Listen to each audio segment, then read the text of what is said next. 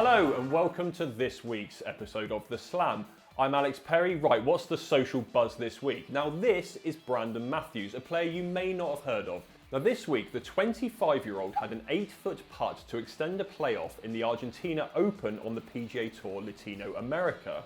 And as he hit the putt, there was a cry from the gallery behind him. The putt missed and Matthews turned to the crowd to vent his frustration. Understandable, you might think. There was a lot riding on this. If he had gone on to win, it would have been his second title in a PGA Tour affiliated event, and not only that, victory would have booked him a spot in his first major at the Open at Royal St George's.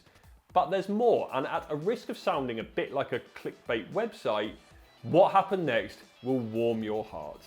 Matthews later found out that the man who shouted during his backswing had Down syndrome and sought the man out to give him a hug and let him know that he was not angry with him. A genuinely beautiful moment, and of course shows that there is more to life than winning a golf tournament. On to the main PGA Tour, and Matt Kuchar was front and centre at the Mayakoba Classic. Of course, not only defending champion, but that infamous incident last year where he didn't pay his caddy enough money. And although he didn't win this time around, he did have a hole-in-one during the final round on Sunday. The question is, did he get the drinks in? On the other side of the Atlantic, the European Tour was in South Africa for the Nedbank Challenge, and there's always lots of wildlife going on. And Tommy Fleetwood sent social media into a frenzy when he posted a video of two mongooses fighting over a golf ball that was just landing from a tee shot. A lovely little video, I'm sure you'll agree, but I haven't stopped thinking about the fact that the plural of mongoose is mongooses and not mongeese. Elsewhere, footballer Gareth Bale is feeling the wrath of the Real Madrid fans this week. While celebrating Wales qualifying for Euro 2020, Bale held up a flag that said Wales, Golf, Madrid in that order.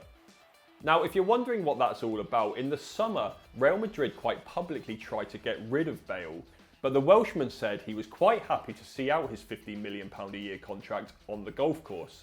This is of course the same Gareth Bale who has replicas of some of the world's most famous golf holes in his back garden, including the 17th at Sawgrass.